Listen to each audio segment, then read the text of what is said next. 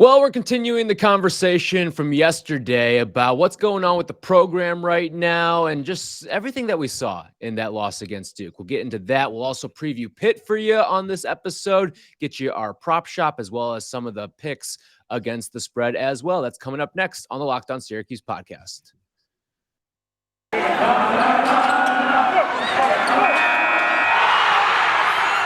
You are Locked On Syracuse, your daily podcast on the Syracuse Orange, part of the Locked On Podcast Network, your team every day.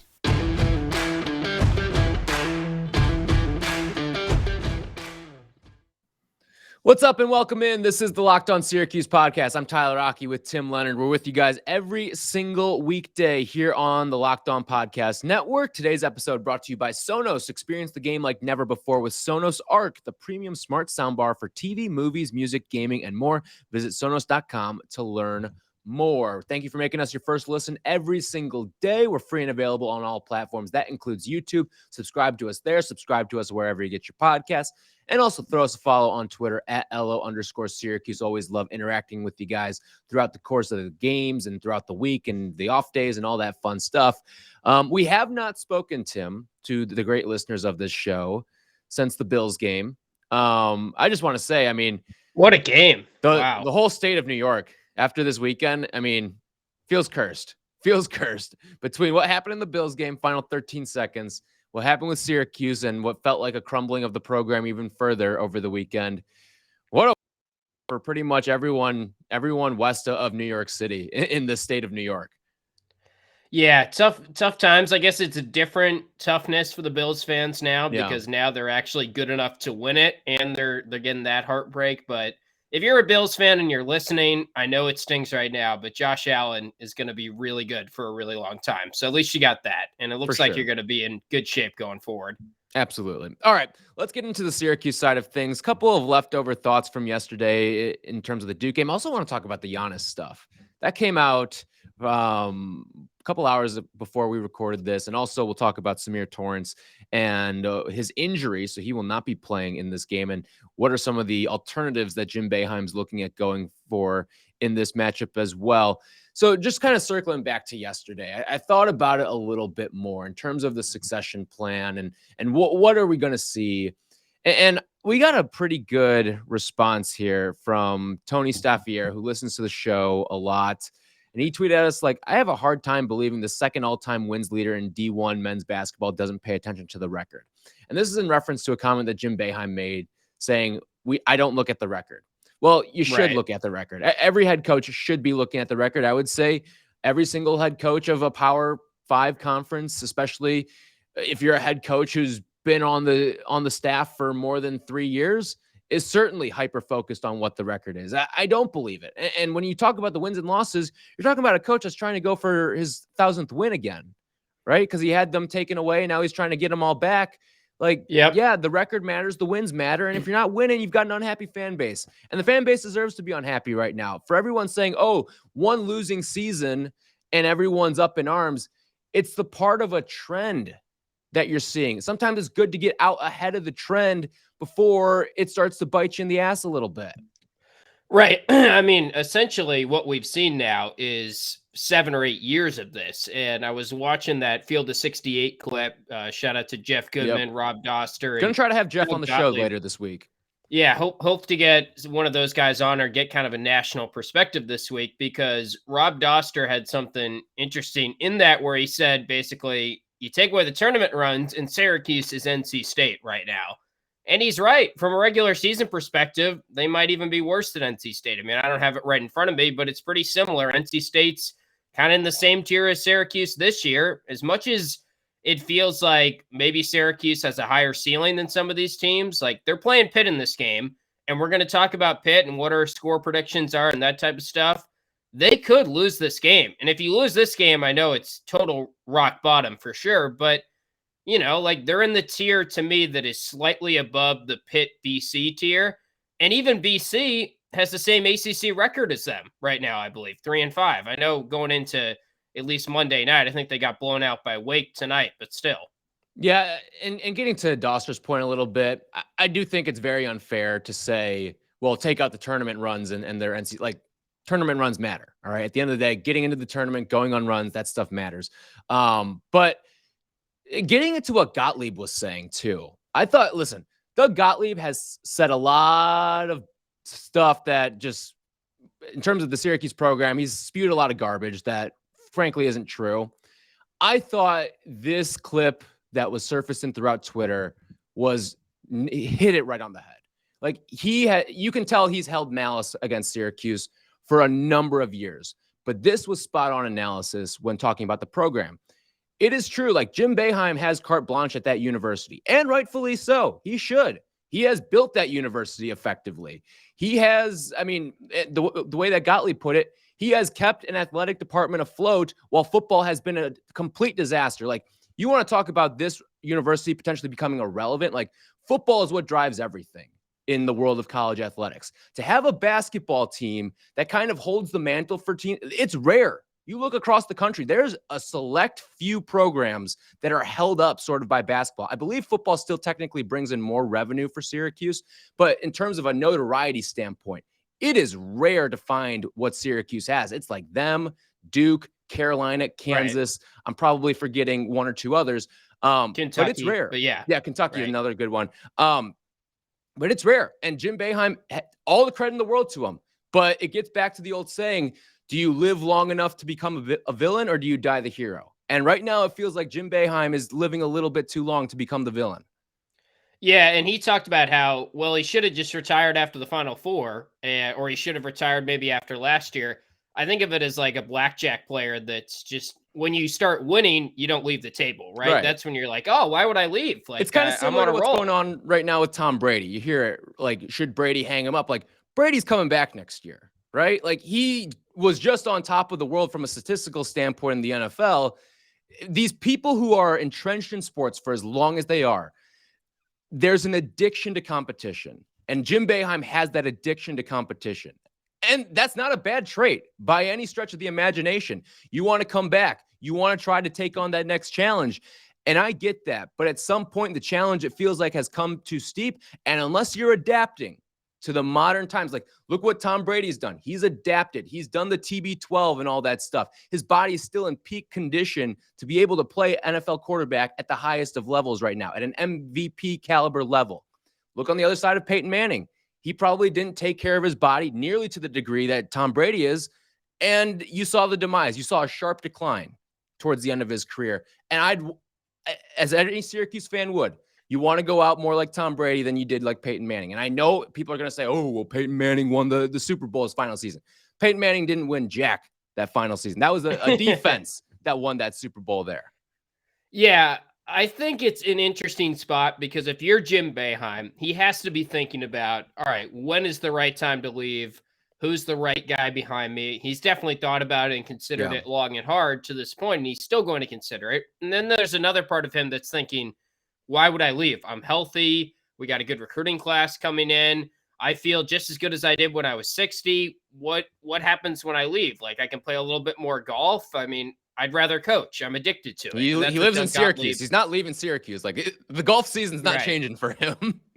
Yeah. So I think he's in an interesting spot because I don't really know if it gets better from here or if it gets worse. We could talk at some point in the offseason about next year's roster and the outlook of next year's team, but to spoil it a little bit, I don't feel great about who. I mean, it's also premature because we don't know if Frank Anselm's coming back. We don't even know if Joe Girard's coming back. Like, there's so many things that will happen. Yeah, they'll bring in a couple transfers, I would hope, and they certainly need to, it seems like, at this stage, based on who's probably leaving. Maybe Jimmy comes back. Maybe that's good. Maybe that's bad. There's a lot of burning questions around every program right now as we enter the offseason, the transfer portal era. But like, that's why Roy Williams left, because it's such a changing landscape. Name, image, likeness, transfer portal, all these new variables are being thrown in.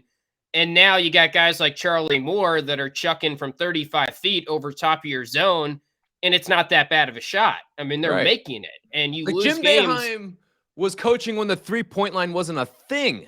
Yeah. Like, that just kind of shows the longevity of his career, which is remarkable in and of itself. But like, that's the evolution of the game right there. There's a guy shooting from the logo and it's worth 3 points. When he started coaching, that shot was worth 2 points, and no one would even bother to take it unless there was 1 second left on the game clock. The other thing that I started thinking about today is we know the defense has been just god-awful this year, like 220-something on KenPom. They started the year, they were projected 83 on KenPom. I went back and looked, and they've been even worse than we would have thought.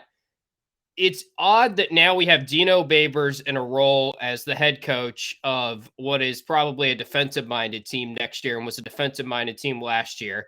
And we've got Jim Boeheim in the role of an offensive-minded team on the basketball court. And it made me think, I'm not the first to say it, but go look at KenPom, and when their defense is bad, they miss the tournament, period, point blank. They're 3 missing the tournament years, which I'll count the COVID year because barred a run there, which they were starting to figure some things out. So maybe they would have gone on a run. But as far as we know, they weren't going to make the tournament that year. And their resume to that point wasn't a tournament team.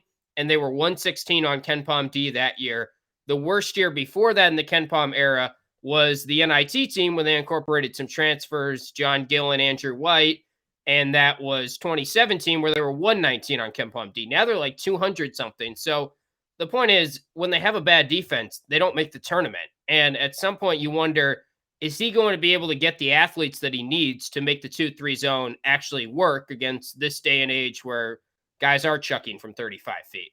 I will say one other thing, and then we'll move on to Pitt, get to the prop shop, all that stuff. Jim Boeheim deeply cares about this university. No question about that. He built it up, but he deeply cares. He wants to leave this in a good spot. I wonder if he looks at what's ahead for the program and kind of sees like, I don't know if any of these guys are cut out to be the next guy right now. I don't know. I don't want to leave this program in a bad spot. And maybe he's the guy who wants to fall on the sword for what that's worth. And he wants to be the guy that is sort of going to take the fall for it, even though he built it up. Because at the end of the day, when Jim Boeheim retires from Syracuse, no matter what situation the university is left in, the net reviews on Jim Boeheim will forever be positive, right? He brought him a national championship. He built the program. He built everything that this university sort of has right now. Everything is going to be stock up and nothing but sunshines and rainbows for Jim Boeheim from a legacy standpoint. People are going to quickly forget the final couple years. Like what I brought up with Peyton Manning, like people don't really talk about those final couple years of Peyton Manning because in the grand scheme of his overarching career, it doesn't matter a whole heck of a lot. It's what you did in the bulk of your career that establishes your legacy. And maybe he wants to kind of figure things out a little bit. He's willing to take some of these lumps for the university and not put him in the worst possible situation once he does inevitably leave. Yeah, I just don't know if he can get it into a better spot than where it is that's right true. now. And maybe he knows that too. Right. But he doesn't He's want at to the set up blackjack table, and he's now down like 300 right now, whereas last year he got up money after the Sweet 16 run, and that's when he maybe could have left and would have been a good time to leave, but you never do that when you're at the blackjack table. Yeah. Now he's down 300, 400, and he's saying, I got to get it back to like neutral ground, then I'll leave. But sometimes when you do that at the blackjack table, you just go down 700, 800, and I'm worried about that. Yeah, and listen, maybe he doesn't want to put GMAC, Red, Hop, whoever it may be. Maybe he doesn't want to put them in that terrible situation to fail. And in fairness, should he have left after the Final Four run? No, I don't think so. I mean, that was one of his best coaching jobs. You had a pretty good recruiting class coming in that next season. Like, probably shouldn't have left after that year, but maybe after the loss of that non-tournament team, or maybe after the Sweet 16. Again, competition's an addiction. Just like there's a number of addictions in life. Came in and that changed everything. He had to stick around, buddy. I mean, I don't blame him for that. No, yeah, absolutely not. All right, we will get to the prop shop and all that other fun stuff, as well as some notes with Samir Torrance. Giannis Antetokounmpo's coming to the Dome on Saturday. We'll get into all that. But first, BetOnline would like to wish you a happy new betting year as we continue our march to the playoffs and beyond. BetOnline remains the #1 spot for all the best sports wagering action for 2022. And with a new year and a new updated desktop and mobile website, sign up today and receive your 50% welcome bonus on your first deposit. Just use our promo code LOCKEDON, all one word, to get get started. That's Locked On for a 50% welcome bonus. From football, basketball, hockey, boxing, and UFC, right to your favorite Vegas casino games. Don't wait to take advantage of all the amazing offers available for 2022. BetOnline is the fastest and easiest way to wager on all your favorite sports. BetOnline is where the game starts. All right, a couple news and notes before we get into the prop shop. First off, Samir Torrance not going to play in this game against Pitt, dealing with an injury right now. And Samir's one of those guys who's kind of come in, and we always talked about this, and it's never really bit Syracuse yet. But we talked about this in the preseason. What were to happen if a guard were to get injured? You only have 3 on the roster. And now with Samir, you're down to 2. I know Jim Boeheim floated the name Patty Casey, and that's the thing that gets everyone all. Well, he's a prop shop, so we could even talk. We'll get about into that. now. Okay, and it gets everyone all warm and fuzzy. So that's certainly a possibility. He also mentioned Cole Swider as a guy who could be up top at the 2. I would guess, I'd have to check the records, but 6'9" would be the tallest player to ever play the top of the zone. I just running some quick mental math in my mind. I don't know how that's going to work. We will find out for sure. He has done it at times this year, though. He did it in that exhibition game, I think. That's right. He did do that. Stint, So yeah. And then the other note I want to get to: Giannis coming to the Dome. Does that move the meter for you at all? I think it's cool. I mean, it's sort of shocking that Adam Weitzman has that many close friends and is able to get Giannis in the middle of the NBA season to go to some random. Like, it's not even like it's Syracuse Duke and Syracuse is trending or something. It's just a Syracuse understated game. Yeah. Wake Forest in a game Syracuse might be an underdog in, like at home. I think they will be. Yeah. Even at weird. Home. Like, it's weird that this is the game. And from a Giannis schedule standpoint too, I know he plays the night before and then he'll fly to Syracuse, I'd imagine, that morning, 7:00 game.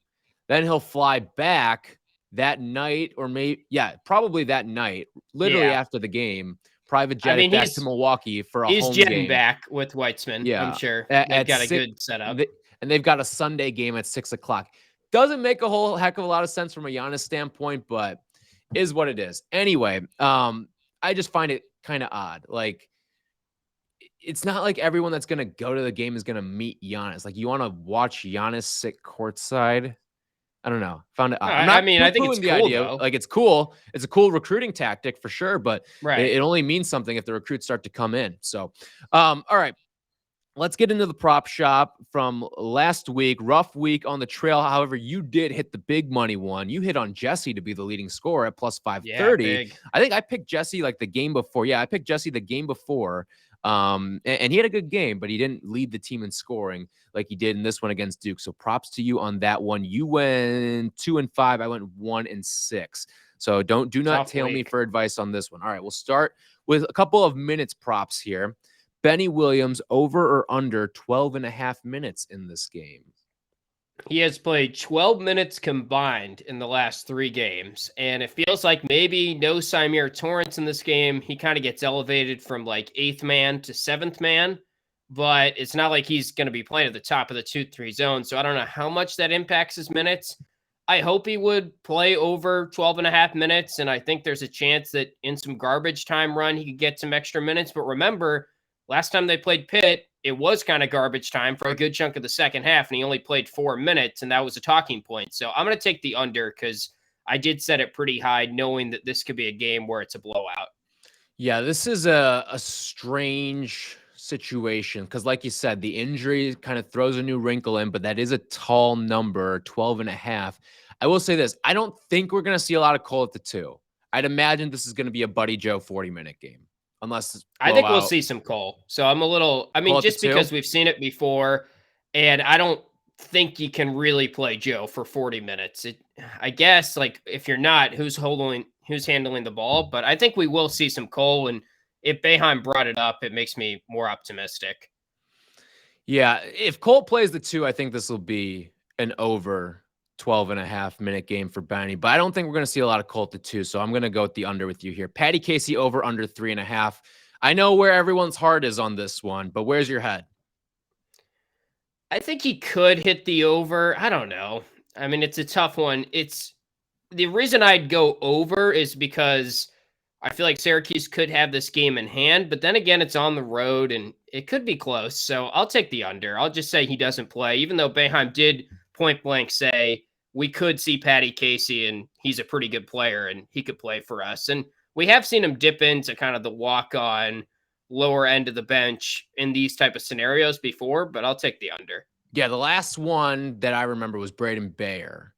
And yeah, I'm going to be with you on the under. I don't think he gets into this game.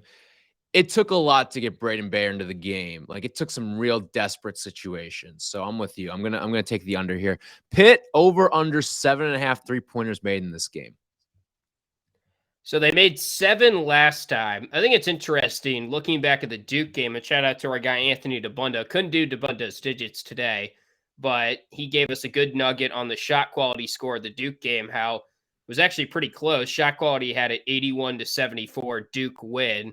And I think that speaks a little bit to how Syracuse was missing some open shots, but also it just shows you that Duke was making shots better than Syracuse in that game. And Duke was at home and they got some momentum, and Syracuse was kind of playing tight and mentally had a block there.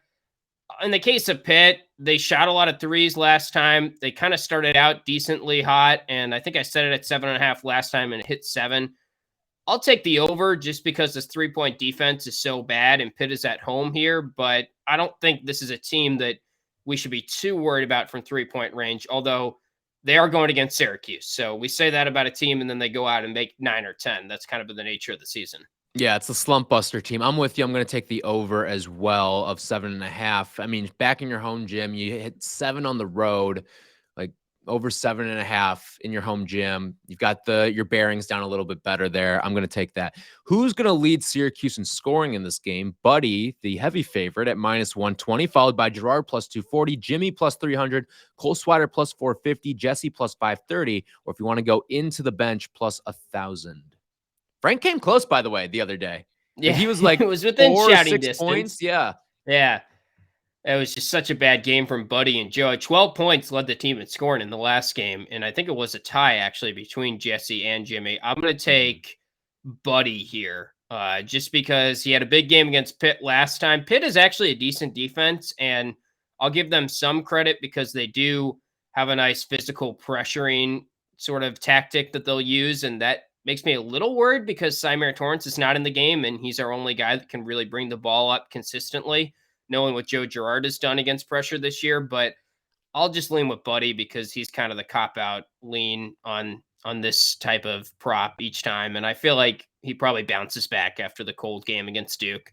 Yeah, I don't want to agree with you, but I do agree with you, Buddy, because we've agreed on the first 3 already. But I'm actually going to go just for the sake of not agreeing with you here, even though I'm with you. I think Buddy, because this is the perfect little bounce back situation for him. I'll go Joe. I will go +240 on Joe. Could be another good bounce back spot for him as well. Also, by the way, we always say that, and it's like he's done it occasionally, but also we've been pretty good with hitting never Joe wins and Buddy. Yeah, he doesn't lead the team, but it's like it'll be one of those games where Buddy has 24 and Joe has 19, right? Like that. Yeah, that's usually what happens. By the way, speaking of, if you want to go off the board here, does include Brahma Sidibe against Pitt. It does. Pitt Sidibe is a different Sidibe. So yeah, that's another one if you want to go off the board. All right. We will get into our picks against the spread in this game. It's projecting a Syracuse win. Will we agree with the numbers here? That's coming up in just a little bit. But first, we got to tell you about an incredible app everyone who buys gas needs to know about. It's called Get Upside. Our listeners are earning cash back for every gallon of gas every time they fill up. Just download the free Get Upside app in the App Store or Google Play right now and use the promo code SCORE for 25 cents per gallon or more on your first fill up cash back. Don't pay full price at the pump anymore. Get cash back using Get Upside. Just download the app for free and use promo code SCORE for 25 cents per gallon or more on your first tank. Maybe you're driving to the Pitt game this weekend, or this week rather. You can use the Get Upside app if you're going to have to fill up on gas. And some people who drive a lot are making as much as $200 to $300 a year in cash back. And there's no catch. The cash gets added right to your account. You can cash out anytime to your bank account, PayPal, or an e-gift card for Amazon and other brands as well. Just download the free Get Upside app and use promo code SCORE to get 25 cents per gallon or more on your first tank. That's code SCORE.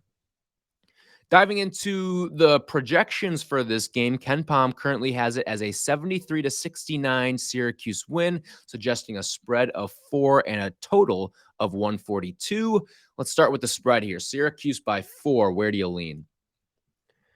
I guess I'll take Syracuse. I mean, they beat them pretty good last time, but I think I'm going to take Pitt, actually, as I make up my mind literally live. Pitt is coming off one of its worst games of the year as well, probably its worst game. They just got crushed on the road at Littlejohn, 75-48. But you look at how they've done at home, and they keep these games close. Virginia, the game before that at home, 66-61 loss to them. They beat Louisville by 12 points. Louisville is Chris Mack. The players have literally given up on him. If you think Syracuse fans are upset, check out Louisville fans. They're probably pretty neck and neck, but the difference is Chris Mack is actually going to get fired, I think. And Chris Mack, you can fire. And also in the case of Louisville, what is it going to be? 3 years without a tournament for them? I think that doesn't. 2. Well, if you include the COVID year too, I think it's 3. Okay. Imagine being a Louisville fan and going 3 straight years of not seeing your team play in the NCAA tournament. Right. That is, I mean, they were good in the COVID year, I think. They were solid. They were 9th in Ken Pom that year, looking back at it now. So, but yeah, I'm with you. I mean, 2 back-to-back bad seasons at Louisville is inexcusable. The ACC is terrible. And the other thing is their players post-game, I forget who it was, but he literally was asked point blank, is Chris Mack, has he lost the locker room? And he said no comment. So that speaks to their situation. We're going to, I'm sure, talk about them some more when Syracuse actually plays them. But bottom line is Pitt keeps these games close. Pitt has experience against Syracuse, and I don't know. I mean, it's in the Peterson Event Center. I guess I'll just take the team with the points. It's sad to say because my one goal the rest of the year is avoid the losing season, and this is a game you probably have to win to do that, or at least feel good about doing it. No, you definitely have to. Yeah. Yeah. And then the other thing is just don't lose to BC or Pitt. That just feels like you've hit a new low if you do that. So, I mean, you got BC twice. Just, try not to lose those type of games. Right. For this game, I'm going to go with Syracuse. And again, like I've said a couple of times this year, this is not a Syracuse endorsement. This is a vote of no confidence in the Pittsburgh Panthers. This team is reeling right now. You brought up the beatdown. It's a quick little turnaround. And listen, Syracuse got crushed too, right? But I at least see a little bit of star power on Syracuse. When you talk about a team, there was a talent gap, obviously, but this Pitt team doesn't have anybody that's going to sniff an all-ACC team this year. At a minimum, Syracuse does with a guy like Buddy Boeheim, and I think this is a good spot for him to have a big game. 142 as the total in this one. What do you think here? I guess I'll go under. That's kind of a low total. I mean, I just don't see Pitt winning the game by it being high scoring. So if my logic is Pitt is going to keep the game close, we're probably looking at more of a 65-62 type of game. I still would pick Syracuse to win the game, but I feel like it's actually probably closer than people want to admit because Pitt has kept games close. So I don't know. I will go under because I think Pitt will force Syracuse to kind of play at a slower pace in this game. Yeah, these are 2 of the slowest teams in the country too. I will go. I'm trying to think of what here. I'm going to talk through this with you right now. I think these are 2 teams that are checked out at this point in the season. 2 teams that are checked out. What does that scream to you? Over or under? Probably more under, or I guess less defense means over. I don't know. Defense, but it could also be it could also be oh, we're just going to take bad shots too. We're just going to try to get ours. Joe Girard could go 2 for 12 in this game. I mean, yeah, he's done it before. I don't know. Bench him? They're not going to put a walk-on in. If Jim Boeheim would play Kadari Richmond, he's not putting a walk-on in.